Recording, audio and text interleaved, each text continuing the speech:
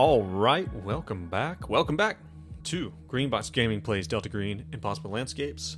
My name is Joe. I will be your handler for this operation, and I'm joined by my great friends, by a friend who's so much closer than he usually is, John, playing Benedict.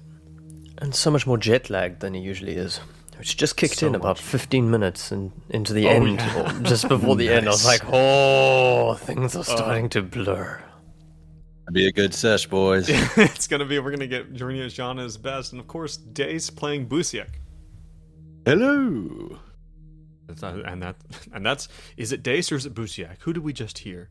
The world may never know. And of course, Brad playing Hank. Hello. How you guys doing? How you guys doing this time of year? Apparently, Brad has a great big trip ahead of him. He's going to take a page out of Jean's book and try to evade the authorities for a while. Probably smart at this point after the incident. Yeah, just Right. dry out your fingers. That's what I learned. Right, that's how you do it. That's how you trick him. That's how you trick him at the airport by not having fingerprints. The glitch. The glitch, yeah, it's like that scene in Men in Black where Will Smith puts his hands on that big globe thing and it burns off his, but like he doesn't know it's about to burn off his fingerprints. Fingerprints out your motherfucking mouth. Samuel L. Jackson. What? As if Samuel L. Jackson was playing Men in Black. The infamous slap when he slapped Chris Oh, Rock. that's right. Yeah, Oh, yeah, sorry. that's what it was. Yeah. But I had a question for you guys. That's Keep kind of my a, fingers out your mouth. Out of your goddamn mouth. I have a question for you guys. It's kind of that kind of gets into like the way that I have and the way a lot of people have explained something like Delta Green is that and I think it's a good touchstone to go to be like Delta Green as an organization, and within the game is that you're part of an organization that's kind of like a combination between the X-Files and the Men in Black, which is, again, kind of cultural touchstones that people can use to orient themselves to this. I have seen different things in, like, especially like on Reddit and stuff like that, like where people have a lot of room to talk about their opinions on that. Where do you guys think that Delta Green, or at least in your experience of Delta Green as the organization, deviates from that kind of idea? Like, where do we miss the nuance of what's going on with something like, oh, it's like the X-Files, or oh, it's like Men in Black? What you guys Well, one of the biggest things that causes such a struggle with PCs and Delta Green is it's not funded. It's not a government-funded organization. Like, you're traveling to these places with your own money, right? often So you don't have the luxury of funding. Saw like a meme or somewhere it said it reminds me of this. It's like when you start playing Dungeons and Dragons, it's like what you think it'll be. It's like Lord of the Rings, Game of Thrones, and it's like what you get. It's like it's always sunny and Faerun. That is very apt. That's so good. So like, yeah, I mean, I think what you said was pretty accurate. On the more serious, whenever it's serious case solving, it's X-Files, and then when you're having fun, it's like Men in Black. When you're doing wacky shit, Yeah.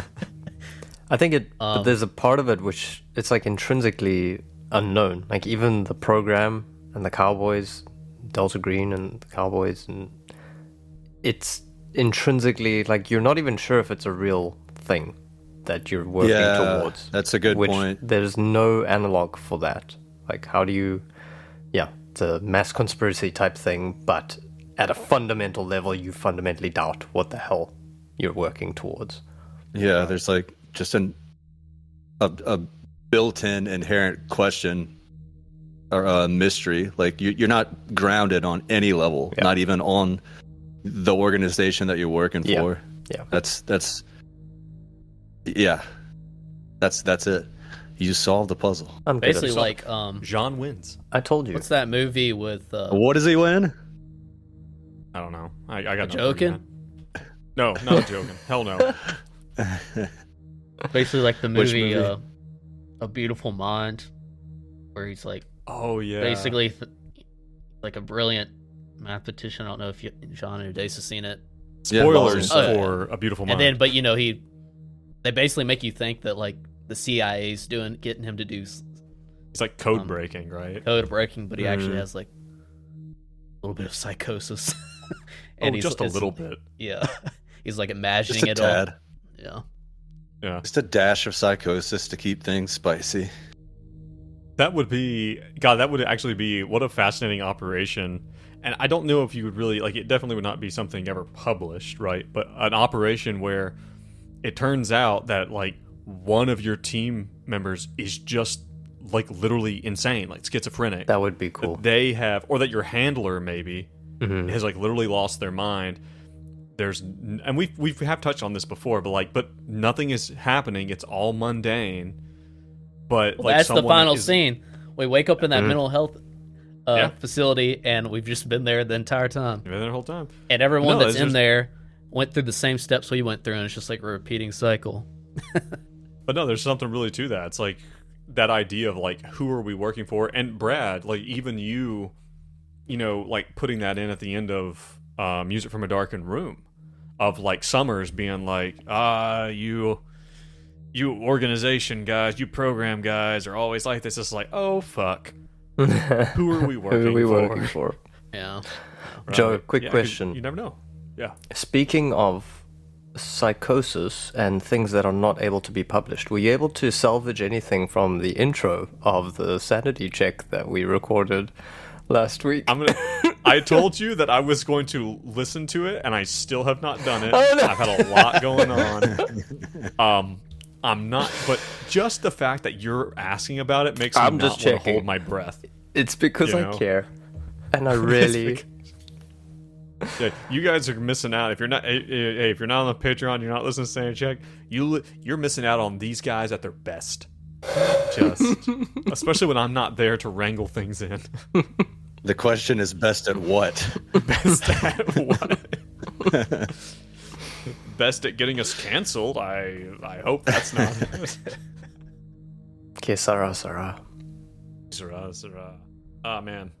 Yeah, well, listen, speaking of unexpected journeys that we go on, let's talk about what happened last time. How about that? Going Sounds to good. unexpected Deal. places. You got yourself a deal, buddy. Oh, nice. Excellent. Only I'm for a glad you- joking. We're only here listen to your recap for a Yes. joke. If we unionize, we will drive up our prices. Hell no. Headphones out and 1, 2, 3. I will not be participating in collective bargaining. I will close down the company. Oh, little fiefdom. My own. That's something we haven't heard for a while. Oh man. All right. Yeah, but last time, guys, last one time was a bit of a doozy. Like, man, and I really didn't expect it to go that way. You guys we're in Ambrose's workshop. You were kind of trying to figure out like what exactly is going on here. At the beginning of the last episode, you guys were standing in this layout of Abigail Wright's apartment, and you were seeing all of these, let's call them what they were. You're seeing all these props from the operations that you've been on from different parts of your lives. And one of the most fascinating ones is off of the back of a successful push roll by Benedict. You guys even then find that Michelle's apartment is in there too, and that actually leads you guys to a really interesting something that we have not been able to do in character. A really interesting thing where you get to say, oh my god, like Busiak and Benedict and Hank have a link. The link is the McAllister building, which is something that I don't think you guys had ever known in character. I will note that it was implied that maybe Benedict implied that maybe they had something to do, that they had to make some hard decisions. I didn't go all the way through with that. Yep. Yeah, but it wasn't like, yo, Busiak, we definitely set that place on fire. Someone has a propensity for fires. Right. But you guys did It say was I think it was Benji. Hank. It was Benji. You know what? That's the great thing about the fact that Benji's It dead. was. Just throw him under the bus. You're right. But then Hank had said to Busiak, I think we inadvertently might have brought you into this. And that was a really interesting moment. But you guys are coming to the conclusion that all of this stuff is like, there's always been this talk of people on their marks, people playing their parts, King Bael is this kind of director and all this stuff, that the play is everything and everything is the play. And this is the most dense manifestation of that. And I believe that old Hank even asked Ambrose, what about the final scene? And you were shown something that you've actually seen before.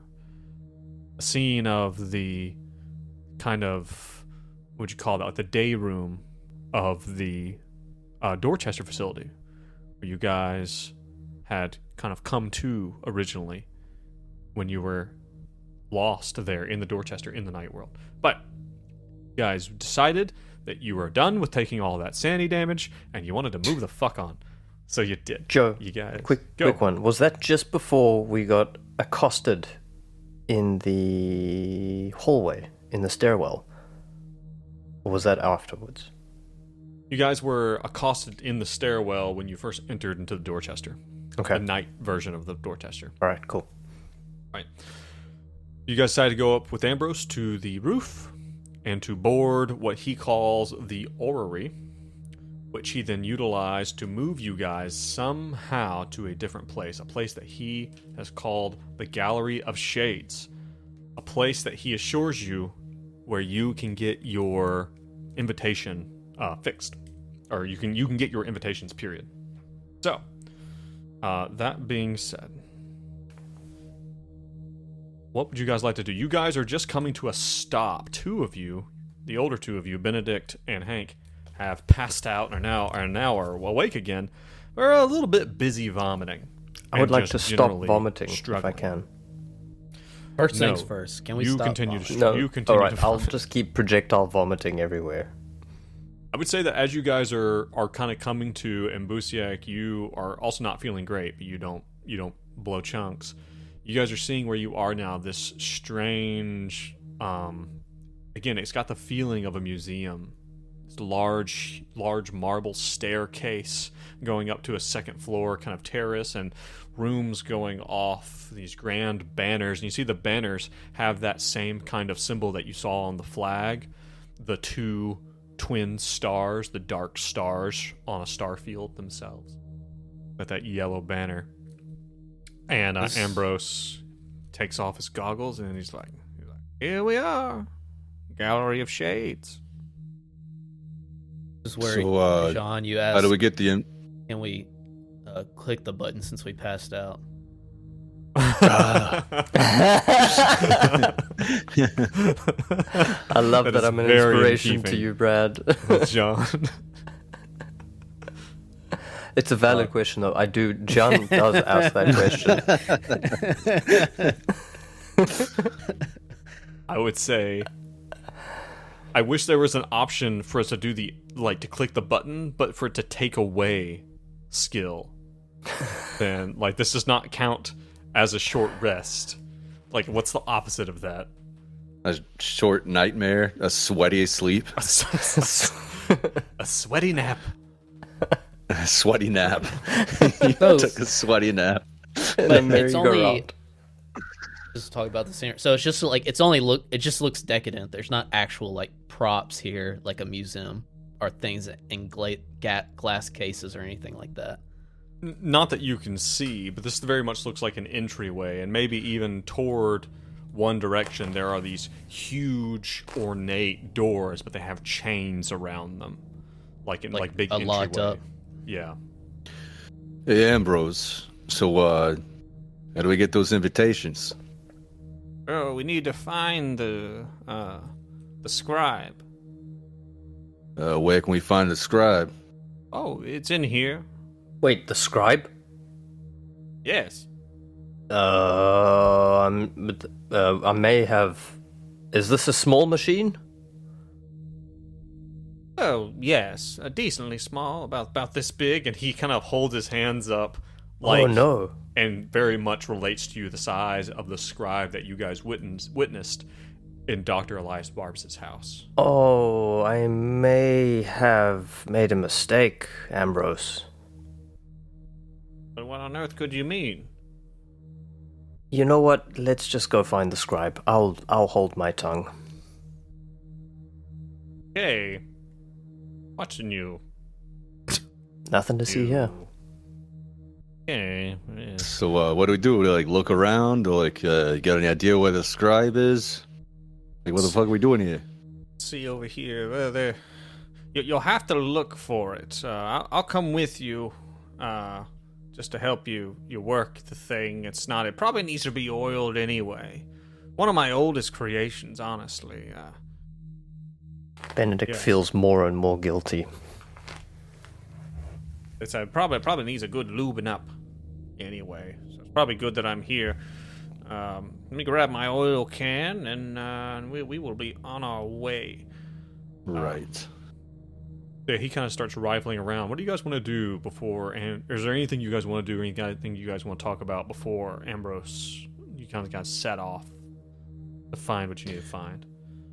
Busiak doesn't know anything about a scribe, so This is a thing that was writing the King and the Yellow copies, right? This is a thing that I smashed. Well, we smashed one of them. Was it in Wendy's house? He's at Elias Barbas's house. Elias Barbas. Just another thing. He's just. Oh, that's a lot of feedback. Oh. Is it still there? Oh, Yeah, using something's a different changed. mic. Your mic is gone. 1 second. that's okay.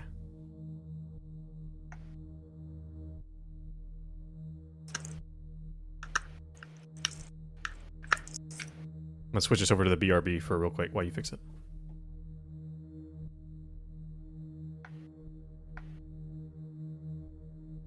Might be good. Can you all hear me now? Yeah, that's you're good. I got too excited and my foot knocked out my jack for my mic. And we're coming back. I'm going to start recording again. Note there's a splice here. What were you saying, Brad? Do we need to do a sync? Oh wait, yes. This, Do a quick sync. 1, 2, 3, clap. 1, 2, 3. Okay. I'm just saying, this dude is doing nothing but spreading corruption and whatever the shit is. You tell yourself whatever you need if you want to justify murdering this old man. Smacking old men in the face. It's already not terribly. The only reason he seems to want to help you guys is because Benedict did him a solid. Yeah, and then my handler took sanity from me for doing a solid. That's right. Bastard. So is he rifling around looking for the scribe, and we have a chance to do something? I'm just giving you some time. He's trying to get his oil can or whatever he says he needs to do his maintenance. But he is. I'm just giving you some moment to talk about some stuff without him there, or kind of talk about what you want to do here. Hank, if this is the same scribe that I smashed, I'm a little concerned that we're not going to find the scribe. Probably he's got multiple. Who knows? Can I smash it again when we're done with it? That's exactly what I was going to suggest. We smash it just to make sure. I'm glad we're on the same page. It's either the scribe or him.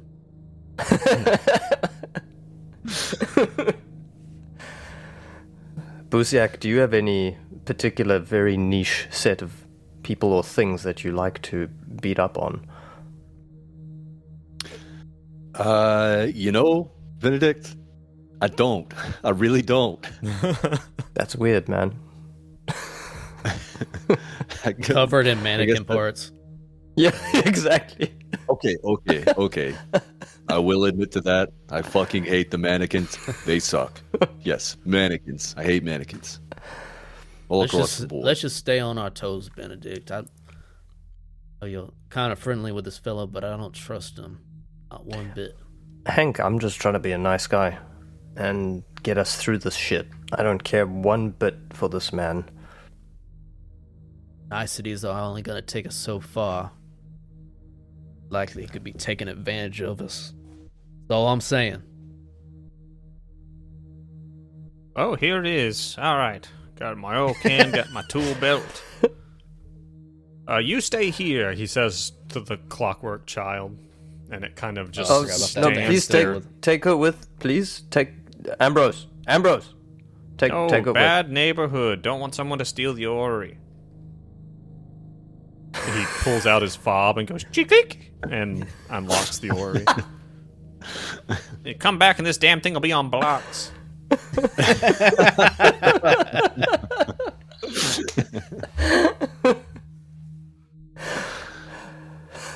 No notes. That's Oh, you got nothing? All right. I got nothing after that. You diffused it Okay, perfectly. excellent. All right, let's go.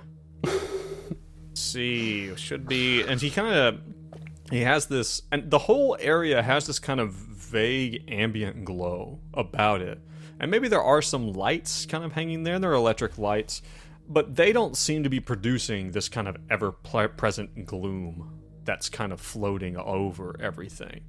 Again, just like enough for you to see and move around, certainly, and to see, like the other sides of the room and stuff, but it's just like, it seems to be ever present, and it's unnerving and unnatural. Not enough to make you guys roll a sanity check necessarily, but it's odd, certainly. So, do that in. I need all three of you to roll me a luck check, please.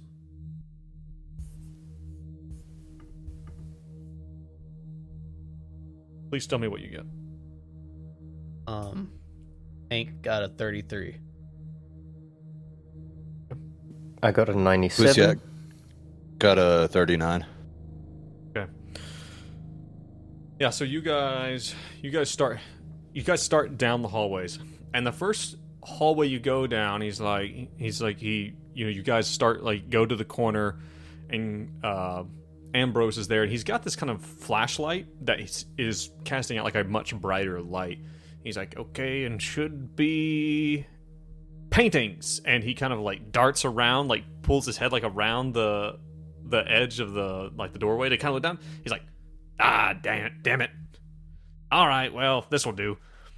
And he starts going down. You see that you guys are walking down. Again, it very much feels like an art gallery or a museum. You see that you are starting down on this fine, a velvety, kind of rug that runs down the center of this grand hallway. And then on every side of it, you see that you're walking down a hallway full of statuary. On both sides, there are busts of people, and then beautiful ornate animals, but also even small little, looks like maybe clay, clay moldings, done by hand. Some of them are very amateurish, and some of them are grand and intricate, and obviously created by masters. And as you guys are walking down this, there's nothing about... There is not a central theme here. This seems to be a kind of all different statues, all different carvings from all different times about all different things. What you guys are thinking as you're moving down this hallway? You're following just following Ambrose here. Yeah, I don't think Hank would have any, necessarily be intrigued by what he's seeing. I mean, it's just some more. He's keeping an eye out to make sure there's this guy's not going to try to pull a fast one over him, basically. Busiak is thinking about Richard. Thus far, they've been in the PCs have been in some really weird, ethereal, tangential sort of places that don't make any sense. But now it feels like we're getting closer to the central hub, and he's thinking that, what if Richard went through these very halls to get to the feast? What if he took a journey to the scribe to get an invitation himself? That's the whole reason Busiak is in here, is to find Richard. And he's just his senses are tingling, Right. Yeah. Wait, why does he think Richard's here, or was influenced by the King in Yellow? I don't remember how Richard started ringing the King in Yellow. I do. Do you remember, Joe? Yes. You were approached by a man after you had helped apparently stop his bookshop from burning. And he presented you with a gift, a book that then Richard Busiak took it home, threw it on the coffee table, and never looked at it again. Yeah. But Richard's a bit of a reader. Okay, gotcha. Yeah, totally. So speaking of blame, like you could say that it's y'all's fault that Busiak is here, but you could also say that it's Busiak's fault that Richard came into this fucked up place. So It's who knows? definitely Who can say? Ambrose. It's definitely. This is one of those things where it's like Joe's trying to supply just like a general helpful NPC, and we all, or at least I hate him for some reason. Standard. So You can never tell. Benedict will probably be interested in the statues, and I just rolled a history. I don't know if I can get anything from the statues and where we are or anything like I'm that picturing from the it like, history. you know, like he says, like Renaissance bust to like, you know, BC old like Native American pottery, like stuff like that all over the place. Well, there's this theme again. This is very much like statuary. Like this is like these are things that are either carved from stone or built with clay. And again, it's like, and something you guys notice is there seems to be a huge swath of skill level, at least apparently, you know, in some of this. Some of it looks to almost be like a child's clay, you know, like just like amalgamation of something. But Benedict, you rolled a history. Did you? What would you get on that? 8 under 53. 853. Okay. Let's see. Okay. Sorry, just rolling some stuff here for me. So you guys are kind of walking, and you know Ambrose is coming, and he kind of turns back. He's like, he seems to be waiting for you guys, and you guys are there, but you turn around, you see that Benedict is kind of engrossed in a particular piece that let's call it what it is. It's Michelle Van Fitz. And it is this bust that he had made and put in his... Oh, the one in my apartment. You made a bust of Did you tell that to us? Oh, yeah. Yes. No. I'm sure. Oh, you did? Oh, it was a thing. But it was a an weird entire thing. Okay. It was in the in-between time, between 1995 and 2015. We made had a the bust. hiatus. Of Michelle. This woman that you assaulted.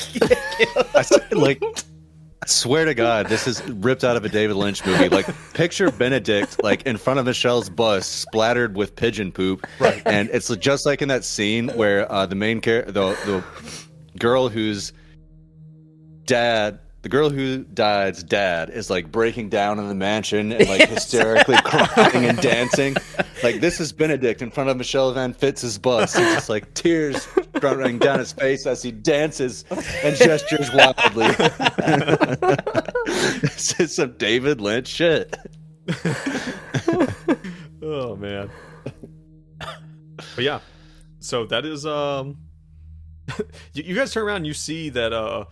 Again, that Benedict is kind of standing here, kind of placid and quiet and kind of transfixed. Yeah, I guess Hank sees it. Michelle again. Why is this here? Why is this here? He starts to get angry. It's pretty good. No, Not that bad. I'm not asking you, Hank. I know it's good. It's beautiful. It's majestic. This is art. All right, calm down. Settle down.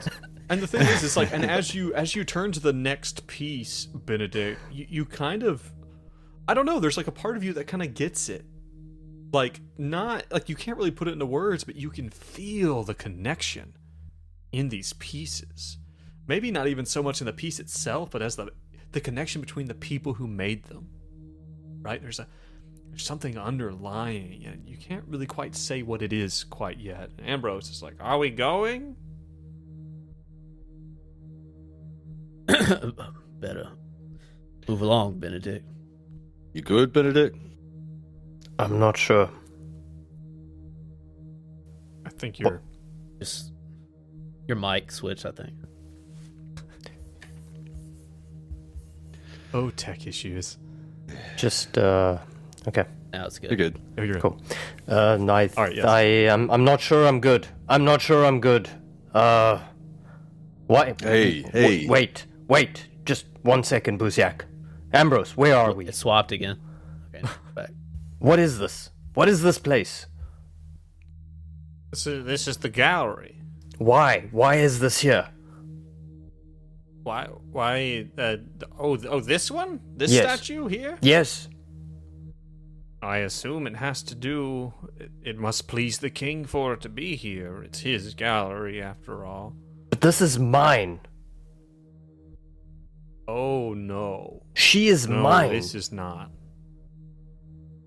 Everything here is the king's. For the king. By the king. It's inspirational, isn't it? In Benedict's mind, he was this close to smashing the bust. But after hearing that it's the king's, he thinks twice, thinking back to Benji's desiccated, dusty corpse evaporating in front of him, and his knuckles just clench white. And he goes quiet and he just moves on. And Bluesiak will sort of like slap him on the shoulder and be like, "Hey, there's just weird shit everywhere, man. You know what I'm saying? Let's just keep walking." Ambrose, he's like, "Oh, come on this way. See what we can find here." Benedict, could you roll me a d6? Jean, please. Tell me what you get there. Any particular reason? Like, I don't really want to. Like, don't worry about it, man. Just I got a roll 3. d6. Why are you guys always so scared to roll dice? I don't Because you understand. smile at us weird. Because of your thin, creepy smile. Every time you smile, your mustache goes to a curl, and it's It like, becomes a doggy. very evil. It's like up. So you guys continue on, and Ambrose is, shine the light, and he's like, and he does the same thing he did to the last door. He like approaches the side. He's like, and paintings. Ah, damn it. As he shines the light down, he's like, oh, but this one will be useful. He's like, this is a little bit different part of the gallery. He reaches around the corner fishing for a light switch.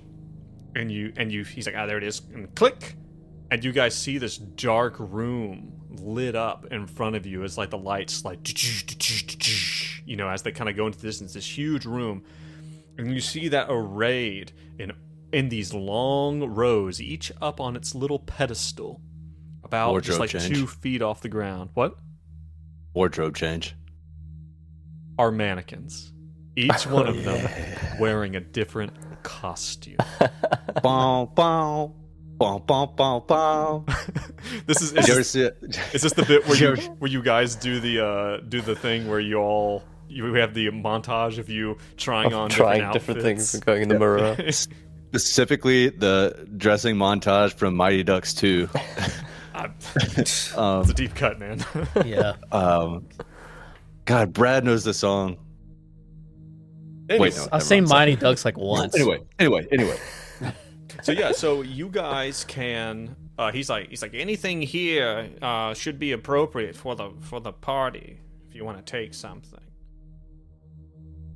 Can I roll an intelligence to find the best hell one yeah. to take? Hank will Okay. Stat look for boosting like one. the least flamboyant looking costume, like the more just looking for something that's practical. Okay.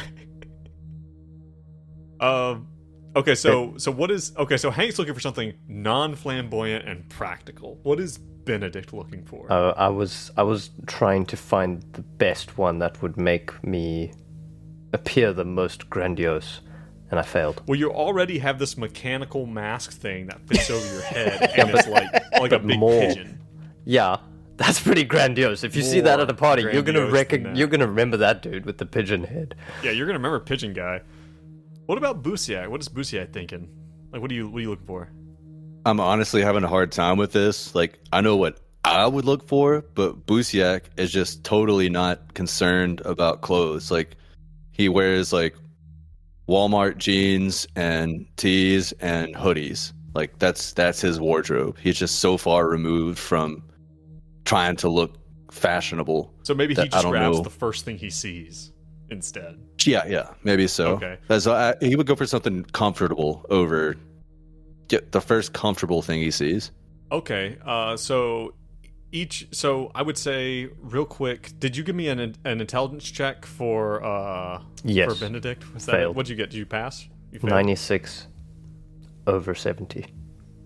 Okay, you find what it reminds you of. Have you ever seen the outfits that North Korean generals wear with like all the medals that go down, just not their side, but down onto the leg? I've got to look this up right With the now. pigeon head on top of it. It's like it's that Perfect. level of audaciousness and ridiculousness, and it's got this real military kind of feel to it. I love it. And you I don't, love it. You don't know what to make of it, but you're like, all That right. is fucking hilarious. I love it. I've never seen this before. Oh, that This is is literally Give the me- whole. It looks like a breastplate of medals. Yeah. Right. So give me This is your. absurd. Are you looking at it right now? You're looking at a picture Yeah. of it. Yeah. Hank, give me some type of roll. See what you can find as you guys are in here. Alertness. Yeah, Yes. success for Ben or for Hank this time. Okay, so Hank, you are able to find, you were able to find a mannequin wearing, and there's a little label underneath it, like kind of labeling what this exhibit is supposed to be, and it just says nondescript street person. And as you look at it, the funny thing is the second you look away from it, you forget what it looks like. Like, it's that nondescript. Cool. Okay. I had a thought about what Busiak might be looking for. Yeah. 2 layers. The first layer, the closest things you can find to jeans and a t-shirt. Okay. But the second layer, if there's like a large cloak of some kind, it doesn't have to be ornate, just something that can conceal stuff. That's what he's actually looking exactly what I was thinking. That like probably nearby there's like almost like a, not just a cape like on the back, but like a front bit, like, you know, a big cloak. But you see that, like- Nosferatu cloak. There you go. Well, what I'm imagining that you turn and you see kind of staring down at you this almost 7-8 foot tall figure with this long golden cloak hanging over it, and it's almost like leaning over you, Busiak. And it has this flat white mask. And if the other two of you notice, it is the same figure that seen you that. encountered in the labyrinth, the figure that with a mere touch disintegrated Benji. And Busiak appears to be attempting to take off its cloak. Oh, I'd be careful around that one, Busiak. What's wrong with this when I can finally look beautiful? Fine. Ambrose, can we take that one? Oh, of course. They're all free game in here. Then it's probably fine, Hank. Well, Yeah, you take it off. I and you guess put it Busiak on. takes it off. Yeah. Yeah, no problem. And underneath it's just kind of like this like naked mannequin body. You know. So, can I wear the white mask, like the hood of a hoodie, behind, like on my back, and then wear the mechanical mask on top of that, the Bernese Mountain Dog mask? How does that work? I'm gonna say no, just because it sounds like a shit show. It just So seems it's like bad either fashion. or. Yeah, I think it's either or. Have to. You could have to You wear- could wear it instead of your mechanical mask. It's very masqueradey. I just like the Bernese Mountain Dog mask so much. Yeah. But I will. Okay. Yeah, I'm gonna wear this for now. I'm gonna roll with this and just keep the Bernese Mountain Dog mask in my back pocket, Well- so to speak. Busiak, Hank's one is a little banged up, so if you have a spare, it's probably a useful one. Just make me look fat. No, you look gorgeous. It's Thank you. perfect. I appreciate that. Everything we You could have look ever just wanted like more. the And thing also- that killed one of my best friends. I love to hear it. That's the exact vibe I was going for. And also, no, Hank cannot have my mask. I like this mask, and it was his call to use this mask as a bludgeoning weapon. That was foolish, and his reasons for doing it were foolish. No. Yeah. So I you don't give a guys- shit. Yeah. Okay. So you guys have found, and Ambrose is like, well, we kind of needed to come here anyway, I guess, but still need to get to that scribe. Lead the way. Okay.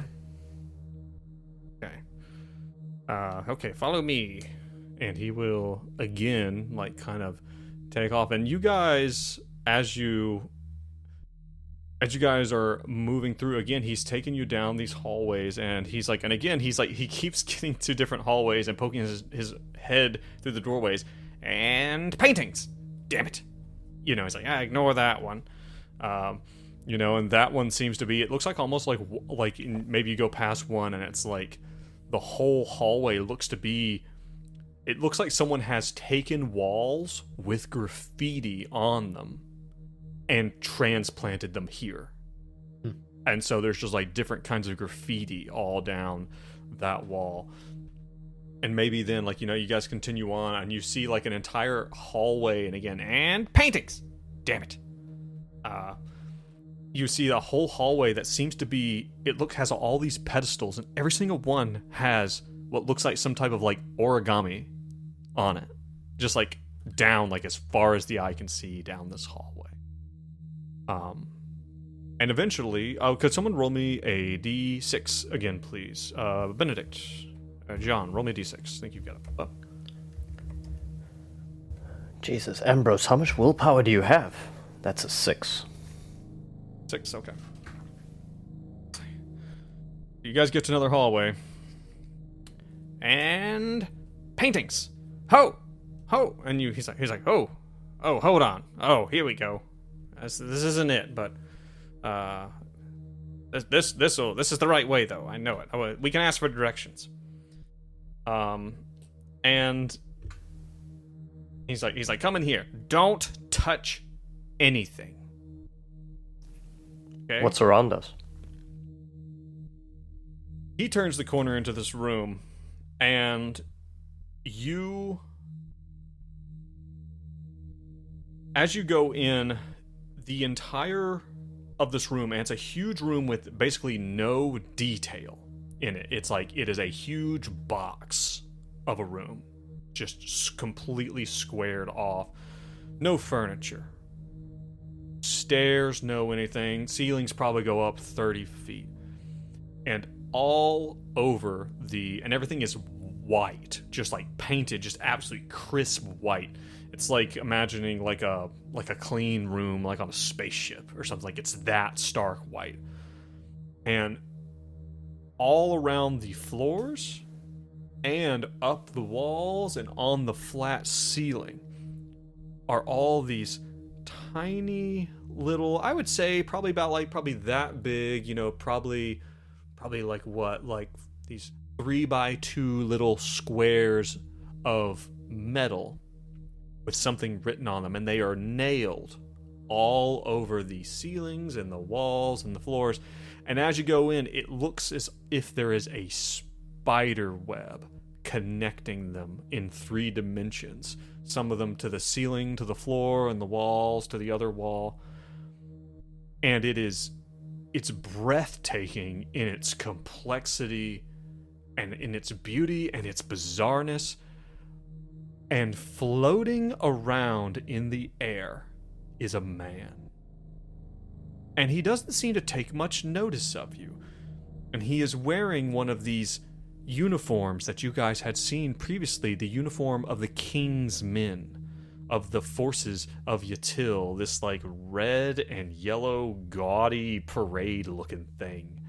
And he is literally floating through the air, and he seems to be drawing out one of these thin filaments from a little inside one of his pockets, and seems to be linking one tiny plate to another as he gently floats through the air. What's going through you guys' mind?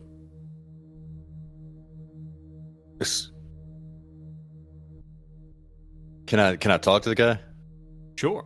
Ambrose seems to be kind of trying to get to the middle of the room, and he's like being very careful to like step over these filaments, these strands. Oh, it's like whatchamacallit too, with the fox. I'm unfamiliar. Ocean's 12 or something. Oh. Yeah, but it's not like an obstacle course. It's not difficult. It's not something you have to roll for. But as you guys begin into the room, you look down at maybe one of these plates at your feet. You see that it has a name that you don't know. It seems to have a birth and death year on it. So we don't. Can I roll an alertness to see if there are any names that I do know? Sure. Okay. Let me get off of North Korean generals and get back to roll 20. Alertness. I imagine, and Benedict is now wearing that, by the way. Like that's Jingling. It's as he takes absurd, a step. dude. Like on some of the generals, it goes down from the torso onto the legs. That's Yes. how many medals they have. But that is a success for Busiak. 47 under 53. Yeah, I would say that Busiak, as you're going, you might very much see someone that you know. Maybe it's someone, or hell, maybe you even see Gustav. You know, Gustav Guts. You know, who's your partner. You know, your what would you like your not battle buddy, but you know, like your partner in the firefighters. You know, Yeah. see this name, and it has a birth year and like a dash, and it's blank. And it has a filament that runs from it like up to the ceiling, so high up you can't even see it. And about that time, you hear Ambrose. He's like, Hildred, we're looking for the scribe. And this man, he kind of turns, and his entire body twists in the air as he turns to look at, very briefly before then kind of getting back to what he was doing. You hear him. He's like, Ambrose, my old friend. Why, I am very busy. I do not have time. Very busy. I am so close. As it seems to be like connecting these little name plates to each other, one by one in this three-dimensional space. Again, floating, flying around in the air.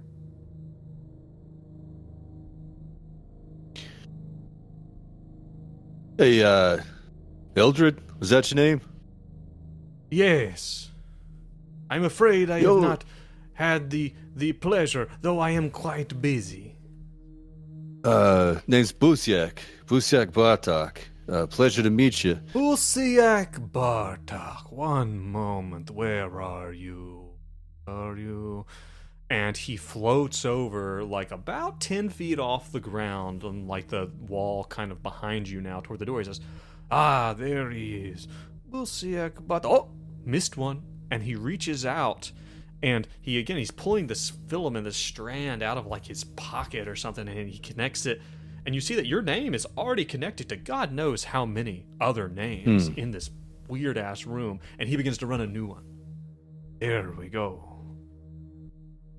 So, I'm sort of looking for somebody. I think we might all be sort of looking for somebody. Looking for a guy named Richard, and you guys, Hank and Benedict. What was the name? Abigail. I was going to say Alice. I would have fucked it up so hard. So bad. Yeah, it'd have been so embarrassing for you. Would have been so embarrassing. So embarrassing. He's like, Richard. Does Richard have a... We'll pretend you know Richard's last name. For the sake of this. He says, yes, Richard Smith. Yes, I have a... Classic Filipino name, Richard classic Smith. Filipino name, Richard Smith. he married into it? How does that work?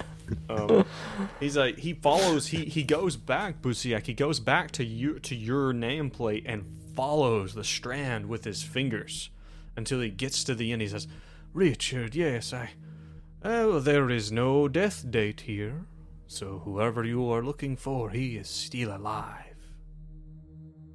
Great. That is fucking great news. That is... So you don't know where he is, though? No, it's none of my business. I'm very busy. I have no time to Okay. go tracking down every Richard I run into. No, I respect that. I guess thanks for the good news. He's still alive. Still out there. What exactly are you doing?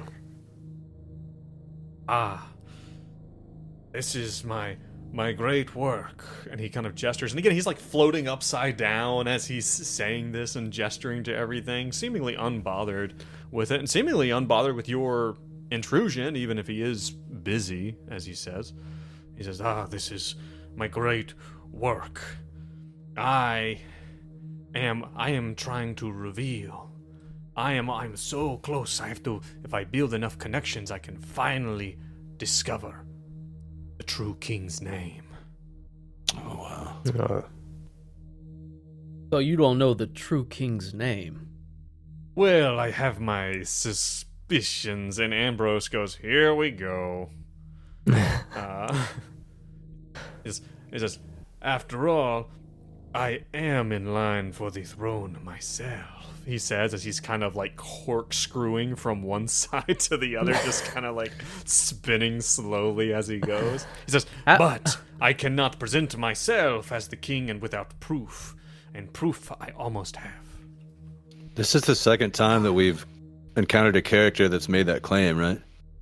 Yes. The maintenance guy and the... I forget his name. And I forget the name of the building again. Brought It out. was in 1995. Broad Island. Yeah. No, it was 1995 in the McAllister when you were in the night force. And McAllister, yes. Yes. The How in the world can you take you're taking orders from this person? You don't know who he is? No, I am not taking orders. I will discover his true name. Then, in all likelihood, it will be me. And then we will know. And But I will can we prove help? it. Can we help? Is there anything I can do to help? No, do What not if I touch go- anything. What if I go and just touch this little string, and he like starts to go close to it? You touch one of the strings. No, I don't and as touch you it. do, you don't? No. No you touching. I sure? was just gesturing. Oh, I am come on, 100% come on. sure. Are you I do not. Benedict would not want to fuck with this guy's masterpiece in his art, in what he looks at. It's not in line with Benedict's Okay, character. I'm not fine. metagaming. You go, but as you grow close to this thing, and you're like, oh, well, what if I touch this? But you see now that this strand has color to it. It's not like a spider's web. It's actually much thicker than a spider's web, and it has a slight brownish hue to it, like almost. But then you see that, oh wait, it appears to come to an end, as in tied to another tiny strand. Like there's a little knot.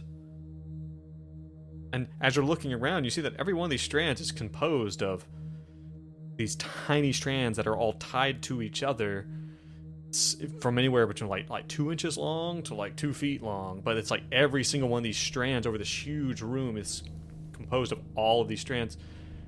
And then it hits you a realization. You get really, really close to one of the strands. Benedict's a smart guy. This looks like hair. Like human hair. You said it's brown? Some of them are brown. Some of them are red. Some of them are black. Some of them are blonde. Whoa. There's even a few wacky colors in there. That's cool and gross.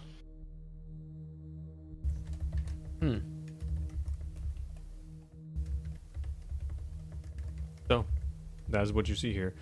But Ambrose is like, Hildred, we need to go to the scribe. Do you know which way the scribe is? We're looking for the painting room.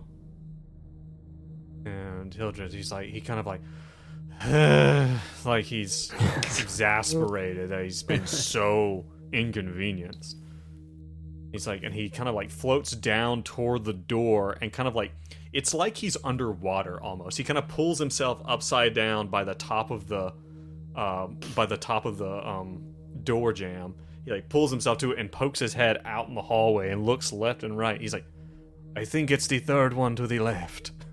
That one looks right. And then he pushes himself back off. Well, let us know when you finish your artwork and tell us when you know who the king's name is, I guess. Oh, trust me. I will tell everyone. Cool. And Ambrose is like, all right, well, goodbye, Hildred, and good luck. And he turns to you guys and makes, points his finger and like does the circle around his ear for like this guy's crazy. He's like, hey. Oh, that's rich. He's like, here we go. And he's like stepping very carefully over this web that's all over this room. It's like a weird, crazy 3D murder board almost. Of just like everybody connected to everybody else. That's hair. Exactly what I thought they were going for. Yeah. But the hair is so fucking The hair is weird. cool. We can talk about this on Sanity Check, but... Oh. But yeah, so you guys get down, and Ambrose, he looks out the door. He's like, third to the left, huh? You guys look out after him and see that this hallway is insanely long, and you think that you could barely make out, quote-unquote, 3 doors down. It looks like it might be as much as a mile away. Of just an incredibly long trek through this, like, what looks like glass windows on all sides, with, like, this ambient glow. But, I think, my friends, I hate to stop us here. No, one more door. One more door. One more? One more door. One. Okay. One more door. No, I shit, need Brad's to gonna go. leave. Brad's gonna go. He's got to go. Listen. I want to pluck the hair. You want to pluck the hair? Like a harp, set the room astrum. But you guys, it's been a weird one. It's been a weird time for you guys. It's been a weird time for me, and I hope you can appreciate that I'm struggling too. Okay. To be honest, this is one of my favorite types of episodes to play, and also one of my favorite types of things to write. Just Right. like random, Weird weird shit that's cool. But yes. Everyone listening, everyone watching, thank you so much. We just had someone who dropped by for the first time. Crackety Jones, thanks for joining us here. Hey. It said Delta Green, hell yeah. Nice. Dr. John. Crackety Jones. Thanks for subscribing too. You look like him. Yeah. But everyone listening, everyone watching, thank you for joining us. It's getting spicy. It's getting weird, and these guys are one step closer. Now they've got some cool digs before they head off to the masquerade. So it was not a constant loss. And I've been rolling all sorts of shit in the background. I'm sure that's not going to affect anything. Fine. Excellent news. So, everyone listening, everyone watching, thanks. And you guys, thank you for being here, as always. Thank you. Absolutely. Thanks, Joe. That was a blast. Yep. If you are listening later, if you are watching now, again, thank you for joining us. We will be back in 2 weeks for our next session. We really appreciate it. And remember, as always, everyone, stay safe and stay sane. Bye. Bye.